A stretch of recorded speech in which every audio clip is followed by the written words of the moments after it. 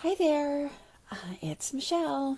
Okay, so right now is the middle of November. So, what does that mean for your business? Okay, so middle of November, you should have all your financials up until October done. Yeah, I get it. Um, Sometimes we don't have it all done, right? Um, but if you do, right now is a great time to prepare for 2017. Okay, so when a lot of people think about preparing for the next year, they think about, target setting for next year, what their monthly numbers are for next year. But what I'm talking about right now is understanding your income and your expenses. So, what is your net profit?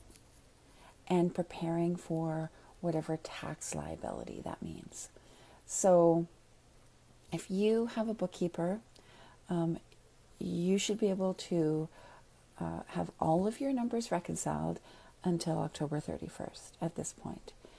And you kind of should know what your revenue is going to be for November and December. So basically, you would have an idea of an estimate of what your net income is for 2016. Now you can give that number to your accountant and they can run the numbers on that and tell you what your tax liability is. That way, you've got 6 months, if you're in Canada, to prepare for any tax you owe. Now, owing tax, what does that mean? That means that you made money and it's a good thing. Okay, we don't want to pay too much tax, but I'm a firm believer that we want to pay tax because that means we made money, which is a good thing. Yay! Yay for making money. Okay? So a lot of times when people approach the end of the year and they think about tax, they are like, "Oh, I don't want to pay any tax. Like, I don't want to make any money. I don't want to pay any tax." That's great, but the fact is you haven't really made any money then. So if you've got 6 months to prepare for tax and you think your tax is going to be, you know, $6,000, you can put away $1,000 a month. Maybe $3,000, you put away $500 a month, and then you've paid it. It's already done, right? And then planning for 2017, if you think you're going to do the same in 2017 as you did in 2016, you can either prepay that tax to the government, which I don't totally recommend because you're basically giving the government some money that they can use to do whatever with. Or you can put that money in a tax-free savings account and make a little bit of money on the top of it. Not a lot, but a little bit. And then when your tax bill comes around, bam, you've paid it. If you think you're going to double your business, then most likely your expenses will hopefully not double, but they'll usually increase by 50% at minimum, right?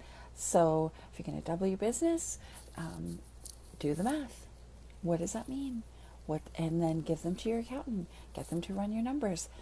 One of the things that came up with a client recently, not one of my accounting clients, is a client who was in my Business Besties program, is she was like, yeah, but I said, have you, she's like, I don't know how much I'm going to owe at the end of the year. And I'm like, have you given your numbers to your accountant? And she's like, no. And I'm like, okay, seriously, use your accountant. That's what they're there for, right? Ask them questions, ask for their advice, ask for guidance, right? Like, this is what they're there for. They're there to help you, right? If you've got a question about tax, about things you can write off, about revenue, about margins, about whether you should be incorporated or limited or sole proprietor. These are all things that your accountant can advise you on. Don't ask them, I don't know, how to unblock your toilet. Call your plumber. Don't ask them how to build a website. Call your website lady. Like, seriously, ask them about your numbers. That's what they're there for. Ask me. I might be able to help you. I don't know. But, like, use your resources to your benefit and don't be afraid to ask. Okay? It's not about looking stupid.